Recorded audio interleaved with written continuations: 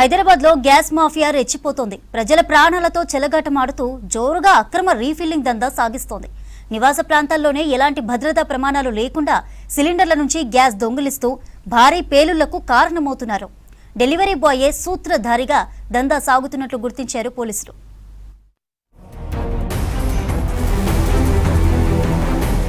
Greater సిటీలో అక్రమ gas refilling ముఠాలు రెచ్చిపోతున్నాయి. వంట గ్యాస్ సిలిండర్ల సరఫరాలో ఉండే లోపాలను ఆసరాగా చేసుకుని కాసుల వేటలో పడ్డారు కేటుగాళ్లు. ముఖ్యంగా డెలివరీ బాయ్స్ అండతో నివాస ప్రాంతాల మధ్య రహస్యంగా స్థావరాలు ఏర్పాటు చేసుకున్నారు. పెద్ద సిలిండర్ల నుంచి చిన్న సిలిండర్లలోకి గ్యాస్ను మళ్లిస్తున్నారు. గోషామహల్ పరిధిలో సాగుతున్న ఓ భారీ గ్యాస్ దందా గుట్టు రట్టు చేశారు పోలీసులు.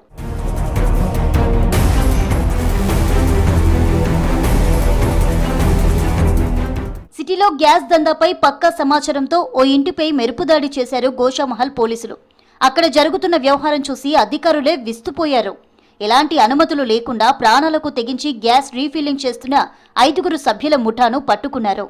ఈ ముఠాలో gas delivery boy Sai Kumar కీలక పాత్ర పోషించినట్లు తేలింది.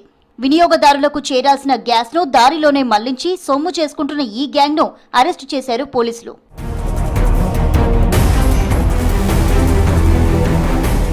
గ్యాస్ను అక్రమ రీఫిల్లింగ్ చేసే ముఠా డొమెస్టిక్ కమర్షియల్ సిలిండర్ల నుంచి గ్యాస్ను దొంగలిస్తోంది. వాటిని చిన్న చిన్న సిలిండర్లలోకి నింపుతున్నారు.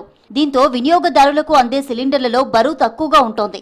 అంటే వినియోగదారుడి జేబుకు చిల్లు పెట్టడమే కాకుండా కక్కుర్తి కోసం వందలాది కుటుంబాలను దోచుకుంటున్నారు. సంఘటనా స్థలం నుంచి భారీగా కమర్షియల్ డొమెస్టిక్ సిలిండర్లు, గ్యాస్ రీఫిల్లింగ్ కిట్లను స్వాధీనం చేసుకున్నారు పోలీసులు.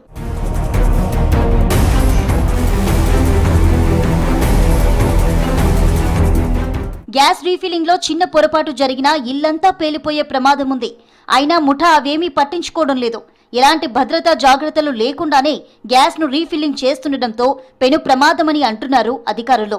నిందితులపై BNS, essential commodities act, explosives act కింద కఠిన కేసులు నమోదు చేసి దర్యాప్తు చేస్తున్నారు పోలీసులు.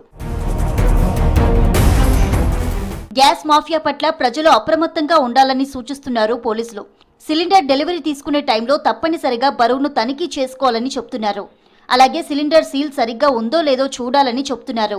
నివాస ప్రాంతాల్లో ఎక్కడైనా అనుమానాస్పదంగా గ్యాస్ రీఫిల్లింగ్ జరుగుతున్నట్లు తెలిస్తే వెంటనే సమాచారం ఇవ్వాలని చెప్పారు.